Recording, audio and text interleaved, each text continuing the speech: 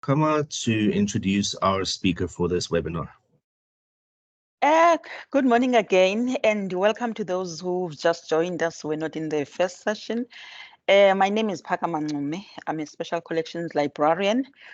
I just want, before I introduce the speaker of the day, I just want to briefly remind people of the protocol that we should please make sure that we remain muted. A question and answer session will be provided at the end of the discussion, but if there's anything urgent, please raise your hand. I hope, Professor, that won't interrupt you. And also you can make use of our chat box. So the topic for this session is actually how green spaces influence our well-being. So I'm going to quickly introduce Professor Karen. Professor Karen Esler is a distinguished professor and previous head of the Department of Conservation and Ecology and Entomology at the Stellenbosch University, which is a position she held from 2015 to 2020. She has been a core team member of the DST NRF Center of Excellence for Invasion Biology since its inception in 2004. She's a research associate of the Center for Sustainability Transitions at Stellenbosch University and an affiliate of the African Center for Coastal Paleoscience. I hope I'm pronouncing that well. She also currently serves as an associate editor for the journal Conservation Biology. So she simultaneously navigates disciplinary depths in ecology to work across disciplines, allowing her to contribute to interdisciplinary and applied spaces. An overall goal of her research is to understand how drivers of change like overexploitation, habitat fragmentation, and alien invasion influence population and community structure and processes in Mediterranean type ecosystems, arid ecosystems, and riparian vegetation. The applied aspect of this work has been to develop and translate best practice advice for management, restoration, and conservation. She's a well-published professor, and you know her. You can always find her outputs. So, welcome, Professor Karen, and I am handing over to you. And as I indicated earlier, you are more than welcome, audience, to write any questions that you may have in the chat box. Thank you, Professor, and welcome once more. Well, thanks very much for the invitation, and I hope that you will enjoy something slightly different today in my talk. So let's get on with it. Can you all hopefully you can all see my screen. Yes, we can. Okay, great, super. So, when I was asked to present this talk for the Library Research Week under the theme, Let's Achieve Research Excellence, I admit to wondering how my personal topic would fit in.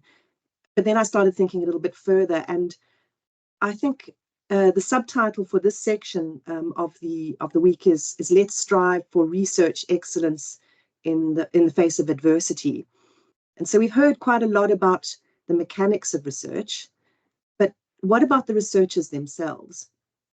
And I think that there's a lot of challenges that are facing higher education at the moment, and researchers really are having to continually evolve, both nationally and globally, to face those kinds of challenges. Academics are facing increasing demands for greater responsibility, efficiency, cost effectiveness, quality. There are new stresses and possibly maybe solutions, but stresses linked to technology. There's also negative feedback associated with all these challenges: absenteeism, reduced productivity, reduced creativity. And so these kinds of conditions really do require us to think a little bit differently about the balance between our life at work and beyond. In other words, the mechanics of well-being, as it were. So, of course, ensuring well-being is not only important for us as researchers, but it's really also important for our institution, because low employee well-being can impact our institution. And so here, for example, are the results of a Gallup survey, which indicate just how costly well-being can be to institutions due to sick days, and how dramatically the costs drop as well-being scores improve. And it turns out that well-being is critical at several levels, at the individual level, at the institutional level, but actually also at the planetary level. And there's a planetary connection too. And let me explain briefly what I mean by that. So, or maybe before, just maybe a little bit about what to expect in the talk. So a little bit something a little bit different. I'm going to talk about connectedness with nature and reciprocity, and I'll explain what those are, the relevance to linking to my research, and then also to personal well-being. I'll talk a little bit about how to achieve those things through the exploration of a model, a personal story of connectedness and reciprocity, co-benefits of gardens, mindfulness, healing, and productivity, what the literature says, and then some interventions. So to get back to the global issue. So much of what I do as a researcher is to focus on global change challenges. And this is particularly in a world where of biodiversity, conservation, and ecological restoration. That's my world. And in around 2018 or 2019, I was really honored to be involved in the Intergovernmental Panel platform on biodiversity and ecosystem services, their global assessment. So the aim of this global assessment, or the assessments in general, are to inform better policies and actions towards the protection of biodiversity. So it's an independent intergovernmental body, and it is established by collaborating states, of which South Africa is one of them.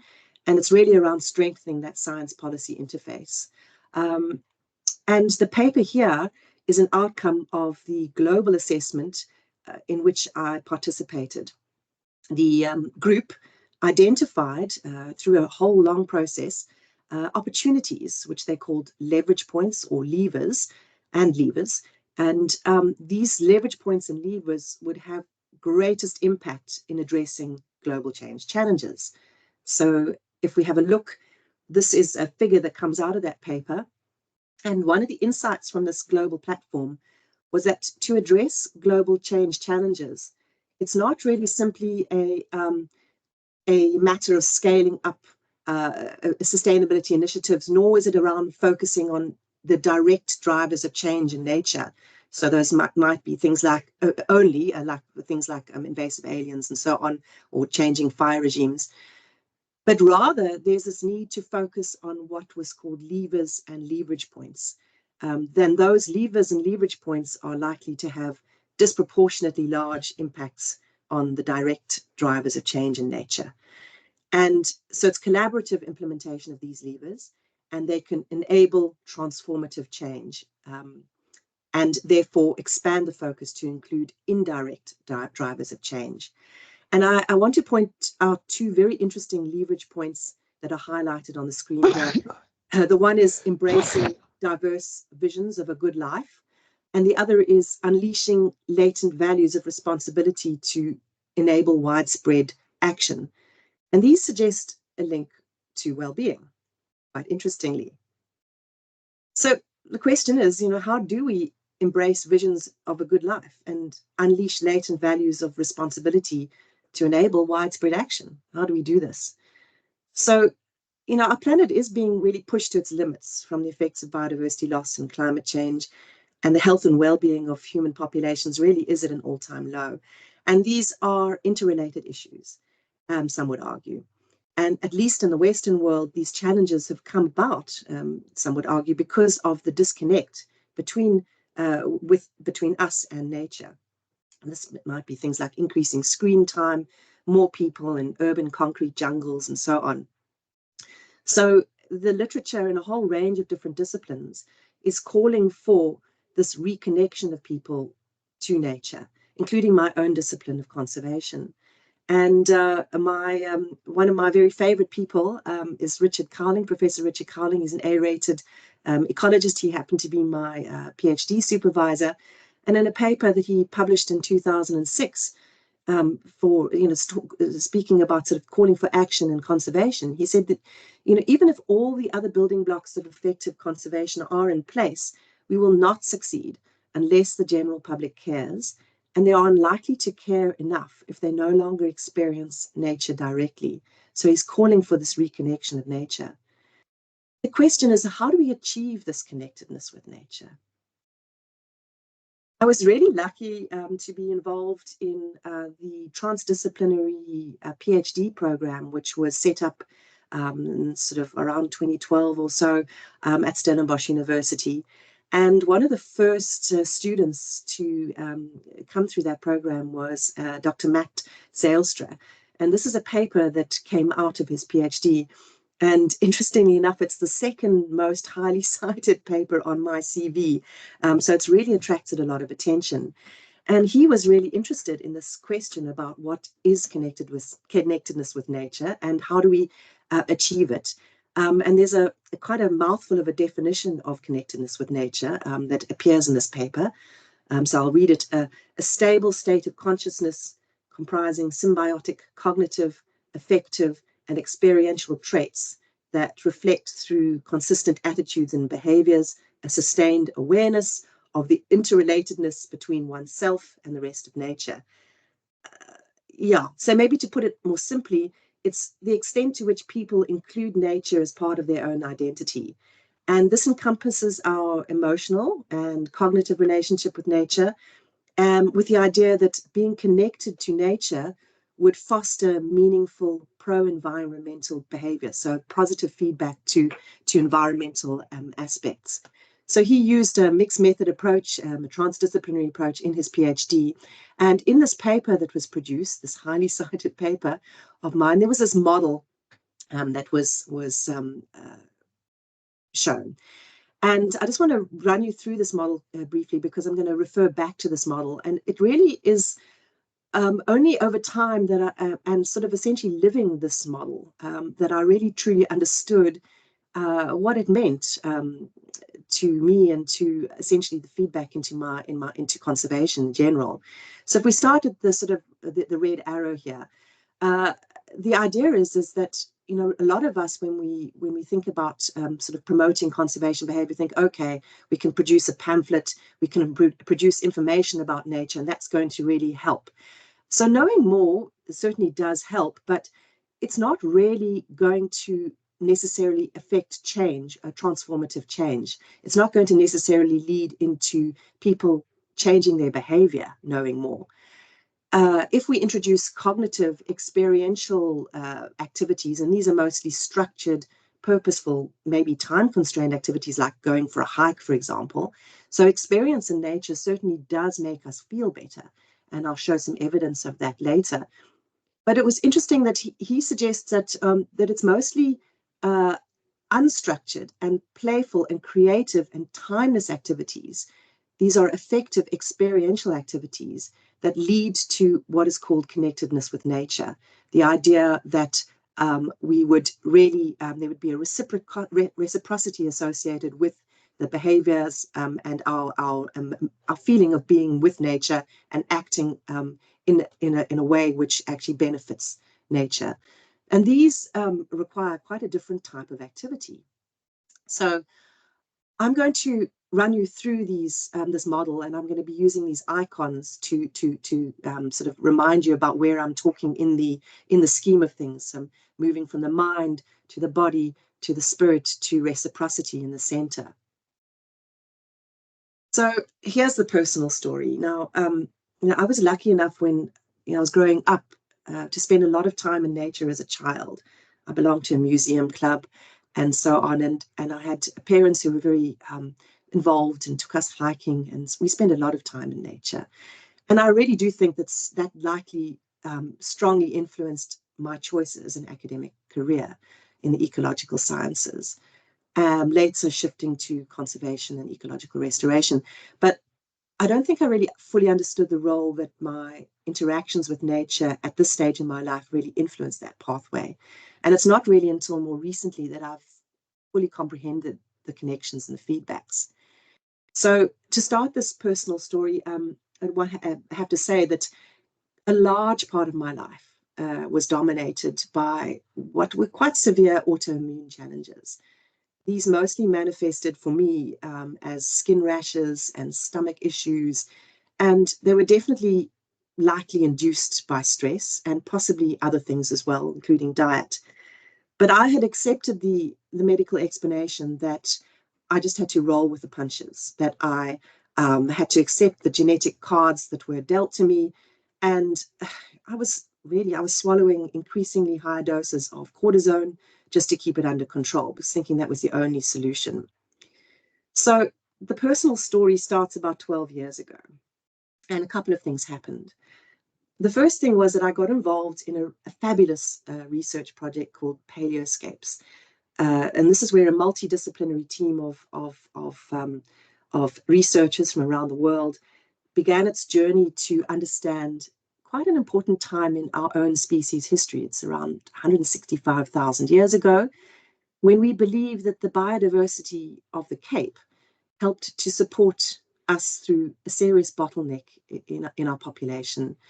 And that's another story, but it's when I started digging into the idea of paleo diets. And during this process, we had a workshop, and we invited Tim Noakes to come and speak about diets and so on. And I started really thinking about whether diet could help my own situation. So it's then that my husband and I started to get really serious about growing food and harvesting our own food. And the first few years of this exercise of gardening were really about learning what to plant, how to look after the soil, how to build the soil. Something quite interesting happened, because the dietary interventions that were put in place, I was actually increasing the diversity of vegetables in my diet. These were immediately harvested and cooked. There was quite a diversity. I also did give up wheat. Those things, those interventions didn't immediately affect my health, but over time, the symptoms started to recede, and I started to feel a lot better. And my reliance on cortisone was significantly reduced. And I started to notice this reciprocity in the situation. So benefits were accruing to me personally, and to my family, and to my friends, because they were also receiving gifts from the garden, and also to the environment, because we were increasing diversity. We were building the soil. We were helping to organically enrich that soil, and making it much more productive.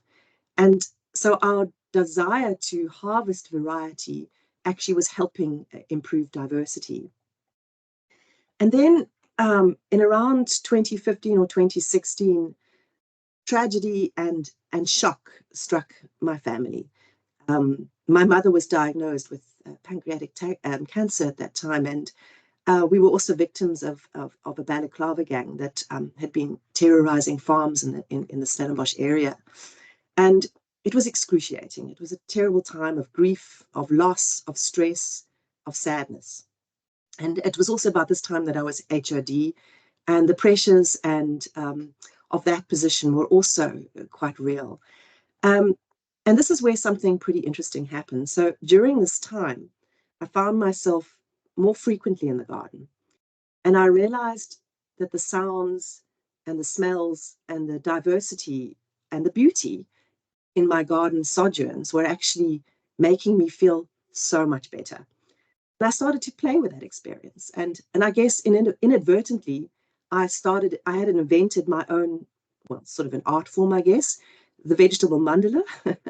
And I'll say more about these later. But what I had inadvertently done was to introduce a timeless, playful activity into my life. Because when I make these mandalas, time is not, you forget about time, you're kind of in the zone. And that unlocked this concept of reciprocity, which is proposed in the model that Matt Zelstra had we had published all those years ago. It's quite interesting. So yeah, that got me really interested in what the literature has to say about this particular pathway to connectedness and reciprocity. And so what I'm going to do now is follow a sort of a brief sampling of the literature that supports these ideas, and anchors some of the evidence that is linked to the Zelstra model, and I'll use those icons again. So I guess the first thing to speak about is about the reciprocity is that what comes from growing one's own food. So high up on the actions, the list of actions that we as individuals can take to minimize our own impact on the planet is to increase the portion of plant products in one's diet. Agricultural production is a major driver of the Earth system, exceeding its planetary boundaries, and quite a lot of those drivers are linked up with animal products. So just reducing the amount of animal products and increasing the amount of vegetable substitutes into one's diet does appear to be potentially make a difference at a planetary level. And there's a paper, Poor et al., that published in Science in 2018, and they provide some ideas about how we can introduce mitigation measures into the agricultural food chain. And this includes things like influencing consumer behavior. But what is quite interesting to me was in the scheme, there's no mention of household or community gardens in their scheme. And I think that's an omission, because I think this is quite a nice low-hanging fruit in some respects. And I think that the reducing dependencies on industrial scale food systems through community gardens and gardens really does have a potential to promote food security. It's an organic process mostly, not always. This is reducing carbon cost of transport, for example. It can be biodiversity enhancing and so on. So there's definitely evidence that this shift to this kind of behavior could reduce impact to the planet. McGreevy and colleagues argue that the ideology of economic growth still really pervades conventional sustainability logic, even in agriculture. And this has played quite an outsized role in science and policy agenda setting. So these actions really are insufficient to drive radical transformation in the sector, though, because, it's increasing efficiency in production systems or reducing meat intake or shifting plant-based diets may contribute to overall sustainability, but they're not necessarily going to help transform systems. And they argue, as I do in this talk, that we need to reconceptualize human food systems according to values, food practices, and lifestyles that really strive for sufficiency over efficiency, regeneration over extraction, distribution over accumulation, commons over private ownership, and care over control. Care introducing this idea of reciprocity and connectedness. So if you look for evidence of kind of encouraging home gardening in our part of the world, don't find a huge amount of it. The literature is starting to increase. Here's one paper, a scoping review on practices and nutritional outcomes in Burkina Faso and Kenya. So home gardening is certainly promoted as an adaptation strategy to ameliorate climate change impacts on food security. It has impacts on a household level, an individual level too, in terms of diet quality and nutritional status. But other co-benefits, the connection to conservation, are not really strongly emphasized yet in the literature. We're also starting to see more work on the benefits of urban green infrastructure in general. So, given the fact that most people now live in urban settings, there's now evidence for multiple physical and experience-based benefits that are derived from having green spaces in urban environments. They provide key ecosystem services to, for example, regulate urban heat islands, to increase stormwater retention, to provide food. But there are also these kind of less tangible things like social cohesion, relational values like trust and participation in communities and so on. And even though this evidence is growing, Clark et al., they analyzed the policy documents for cities and found that green spaces were really underutilized in improving cities' adaptations to climate change. And again, the co-benefits, the connections to conservation remain less emphasized in the literature. So there's also diverse sort of literature around how an organic and largely plant-based diet benefits us as people. So it has a feedback into our own health. So these authors, Mazaveri and colleagues, they followed three cohorts, of approximately 120,000 men and women in the US over about 20 years.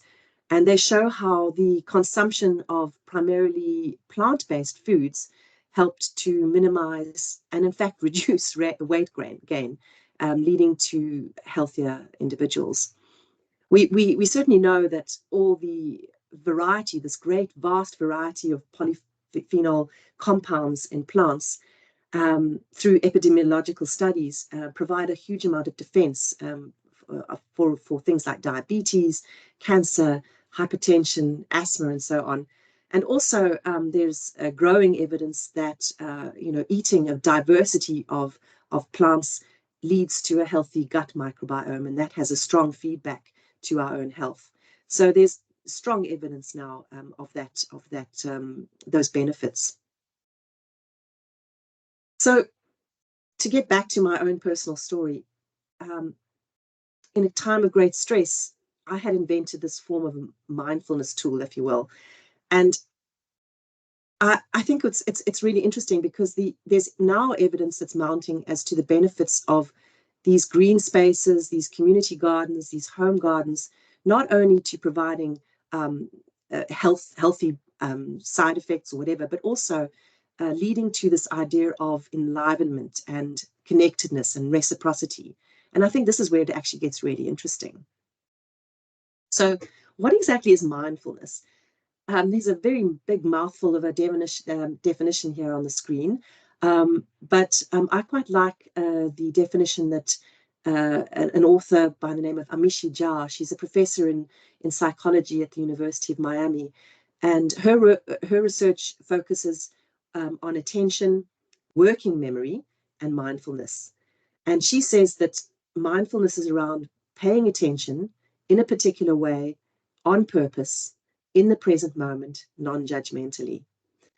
And a variety of sub-disciplines, including education, psychiatry, cognitive neuroscience, are starting to build the evidence that mindfulness, this idea of practicing unstructured, playful, creative, timeless activities, can actually change our physical brain structure to influence well-being, to influence resilience, to influence happiness and gratitude, and so on.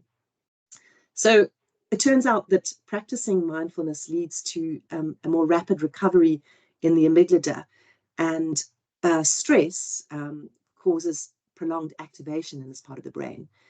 So the longer you practice and the more sustained this practice is, the stronger the effect.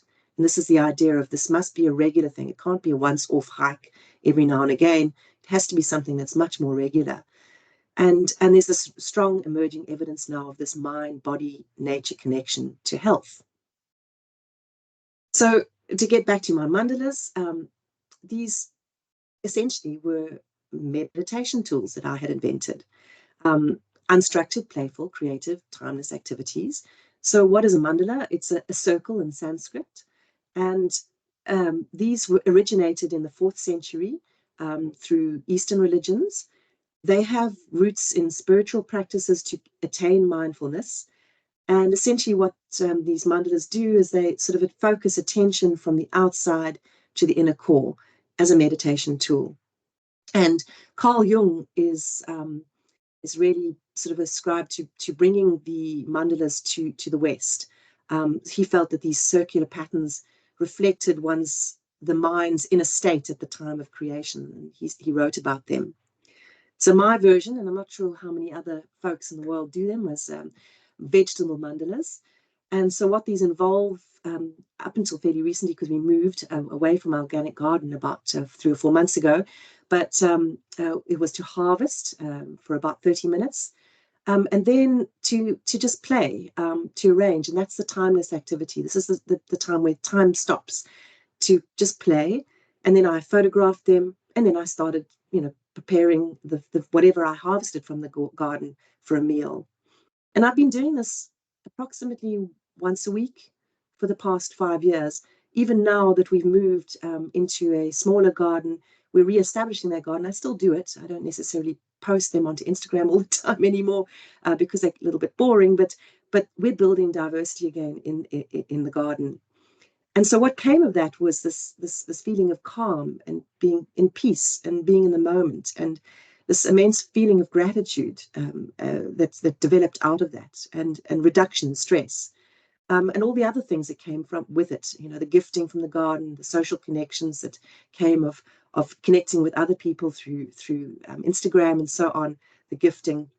So a whole range of benefits that I derive from these meditation tools. So, and if you Google mindfulness, what often comes up is this strong connection to the natural environment. So the pictures that you'll see are often associated. There'll be an environmental picture in the background, some nature in the background. And it turns out that nature definitely nurtures. So E.O. Wilson proposed this hypothesis that's called the biophilia hypothesis in 1984. It sort of suggests that we have an innate tendency through our evolutionary history to connect with nature. And there are two frameworks that explain the benefit of nature. The one is called the attention restoration theory, which suggests that natural environments restore cognition through nature exposure. And the other one is the stress recovery theory, which suggests that being in nature increases positive emotions and decreases negative emotions. And nature-induced restoration is related then to the recovery from stress. So time in nature can improve working memory capacities. And amazing to think that it could potentially improve my own productivity. It can restore directed attention.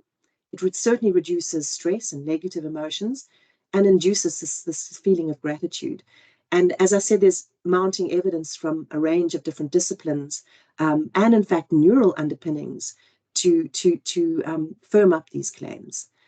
There are, of course, gaps in the literature because this literature is growing still, and there is need for wider research across different geographical types, social ecological contexts.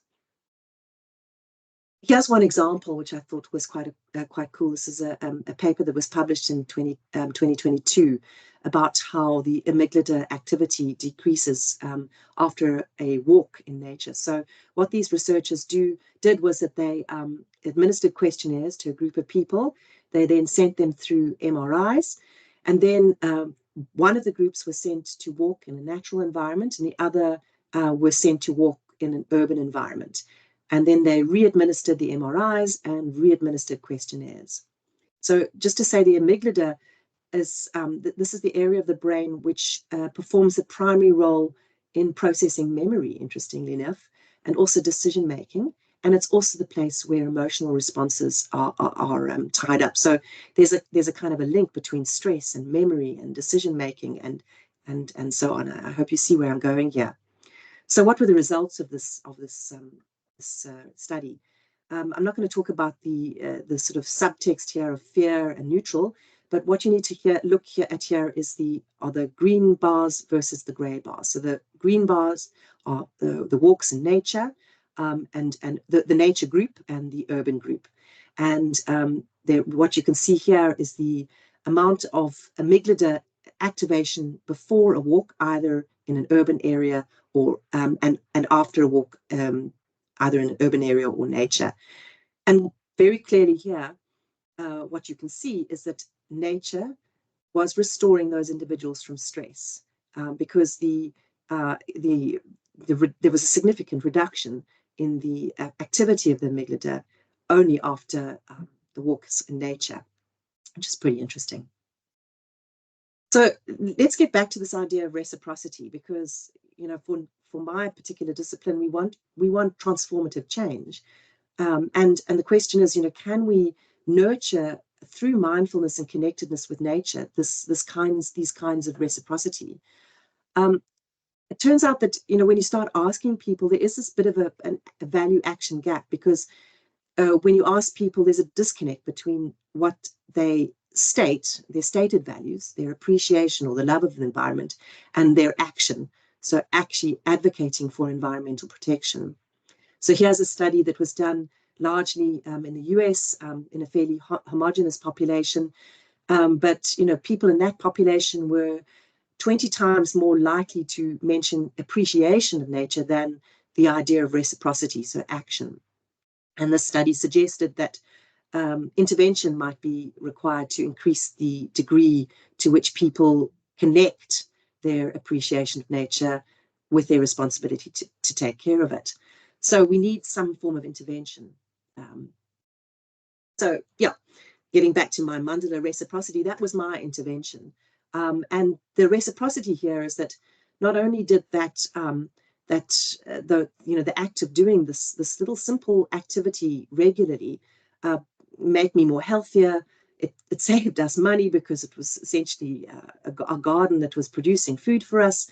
It was an artistic outlet. It most certainly helped me overcome stress and grief, increase my social connections, but it also was benefiting nature. I mean, in this case, increasing diversity. So the more I was doing these mandalas, the more I wanted to see beauty, and the edible flowers and the teas and the pollinators were increasing in the garden.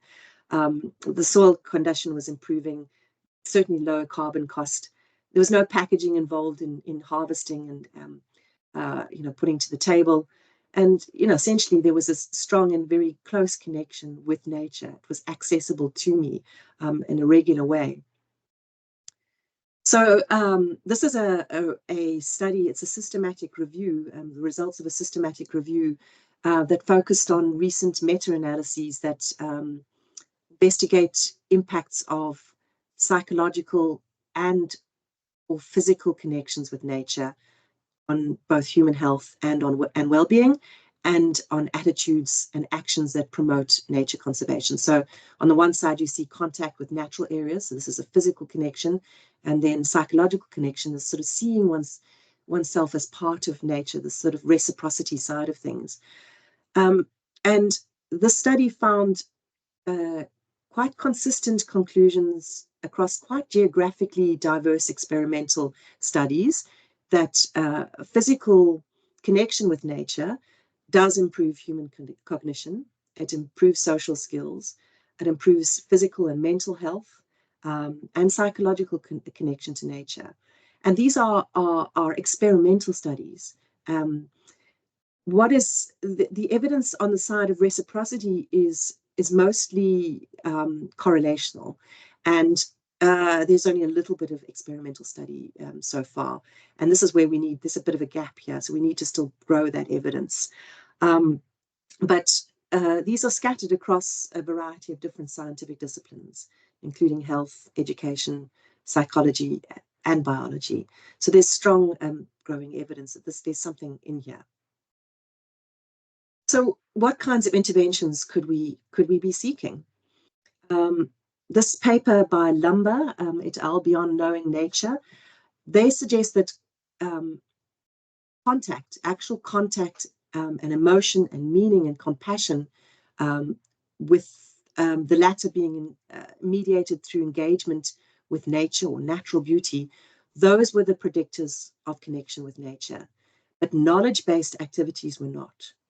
So essentially, it suggests that knowledge-based activities alone are not pathways to connectedness. And really, if we want connectedness, this requires activities that involve contact and involve meaning and involve these compassionate and meaningful relationships with nature. And a little bit more sort of related to what I'm talking about with just my particular intervention, which is vegetable gardening. Vegetable gardens do provide a good opportunity for sensory interaction with nature. Even though it's grown, it's not natural biodiversity necessarily. It's still increasing nature connectedness, and that in turn can actually promote conservation behavior.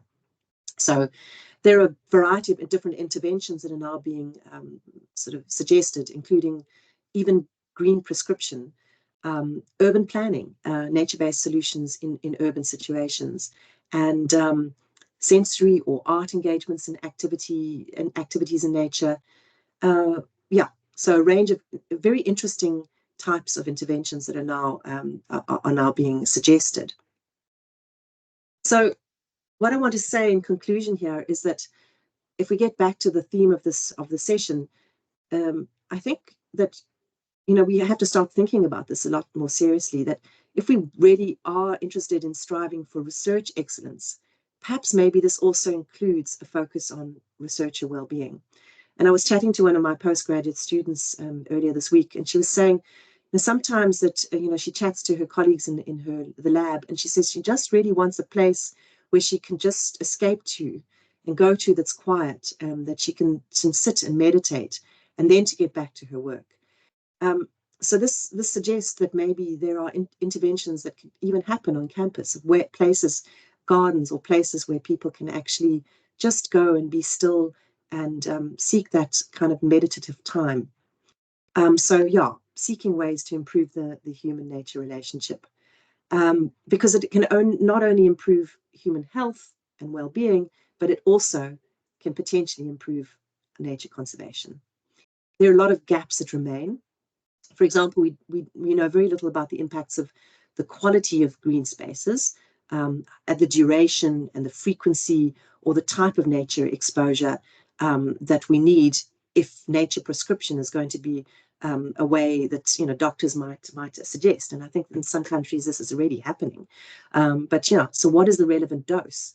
And how does this interact with potentially harmful exposure to things like allergens, for example? So we need to also study a greater range of people diversity, and in a wider range of geographic and socioeconomic conditions too. What I've done in my teaching, for example, more recently, is that I started interacting with landscape architecture lecturers at the University of Pretoria, and we've tried to connect our students in conservation with these landscape architecture students to talk about how to design urban biodiversity, so design cities for diversity. And this is a really interesting new research world for South Africa, certainly. I think there's a lot of interesting space to explore. It certainly emphasizes collaboration across disciplines, and that's a really a very interesting idea, and it's something that's really been embraced quite strongly by our own institution. If you think about the emergence of the transdisciplinary PhD program, that was in response to this idea that collaboration across disciplines will provide a lot of interesting innovation. And then now more recently, we've got the Public Squares project. So those kinds of projects will really, I think, help us to move forward. So yeah, in my sense, gardening, it's a revolutionary act, very interesting. I think there are many interesting spaces where we can encourage this, either through community spaces, tops of high-rise buildings, pavements, and so on. We can start to change the way our cities look, and to really realize the multiple co-benefits that come from this particular nature-based solution. So yeah, if anybody's interested in seeing a few of my nature mandalas, and I sort of try to comment a little bit on nature-related issues in this Instagram page. This is purely what I do. I mostly post the prettier ones that I produce. And as I said, more recently, those have changed because we've moved, but we're growing the diversity in our garden again. And yeah, I really hope that this is something that you might think about in your own researcher lives, for a way forward. So that's what I want to say. And thank you very much for listening.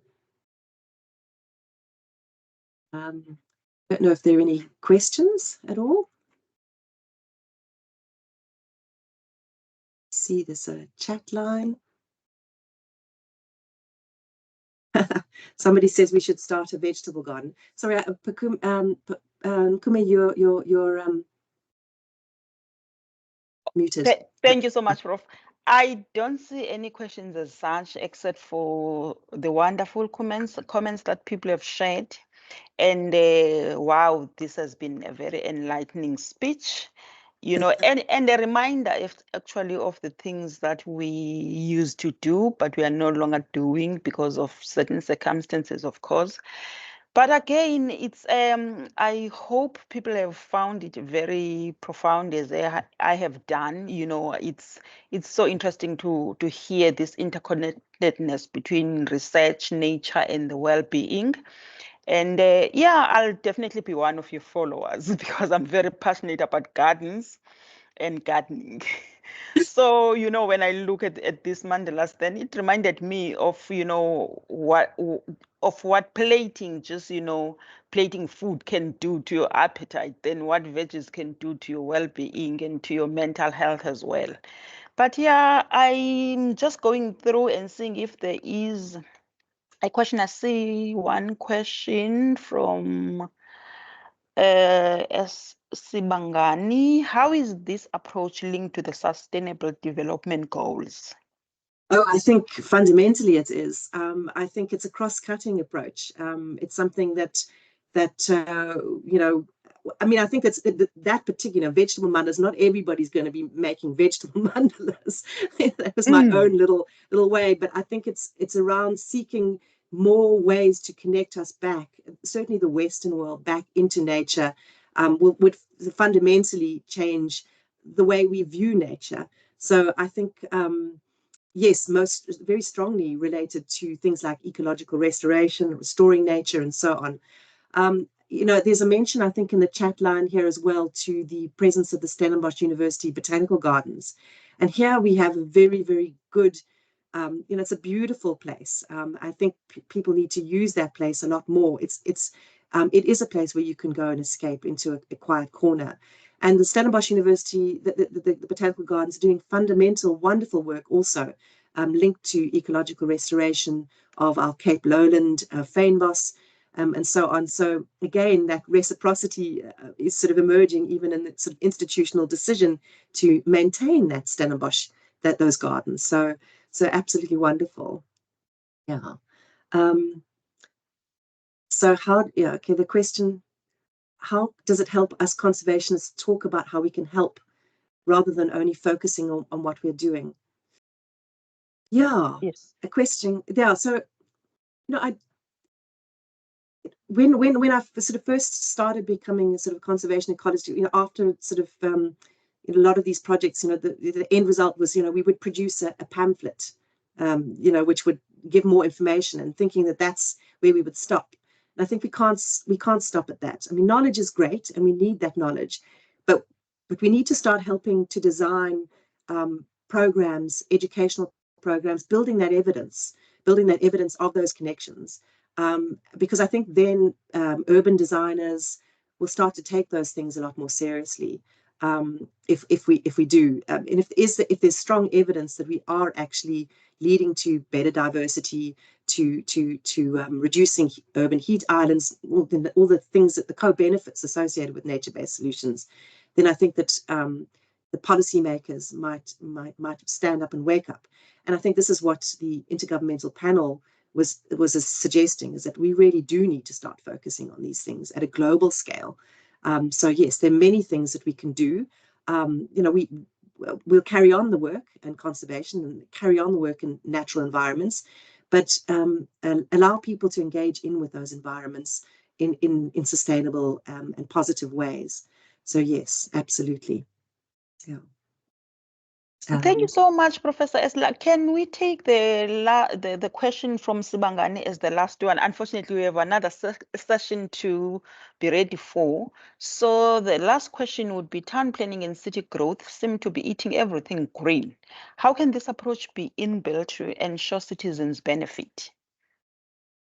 You know, I think in Europe, there's some very interesting changes in cities that are happening all across the world. You know, some interesting examples. I mean, there's, for example, in New York, old railway lines have been converted into parkways.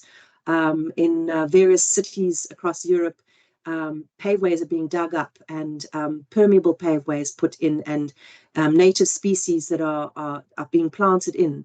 Or I've even seen examples of gardens on the tops of buses and on the sides of buildings and so on. So there's a lot of interesting urban design examples where we can start to bring biodiversity back into cities. It might be changed biodiversity to the biodiversity that we would see in purely natural environments, but urban spaces are here to stay, and if we can soften that environment for urban biodiversity, and to sort of create maybe, for example, pathways to or corridors to the green spaces in urban environments through our urban design, I think we're going to come a long way to really building benefit to citizens. And I think there's quite an interesting group in Australia that are also doing that. So actually really working with landscape architectures and students. And this is actually one of the reasons why I connected with colleagues at the University of Pretoria around landscape design. It's a kind of a new approach. We essentially are just doing it at a teaching level, where we sort of connect the students in, and hopefully at least one of those students is inspired to carry on and be a sort of an urban nature-based solutions designer in the future. Okay, thank you very much, Professor, for this inspiring talk, and we really not regret to invite you.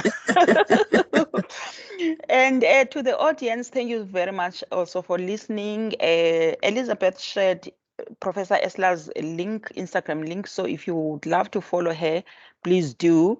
Gerna, can you perhaps help share the link for the feedback, please? Otherwise, thank you very much, everyone. Our next session is going to start at 11:30. So please continue to stay with us. And goodbye, and thank you once more.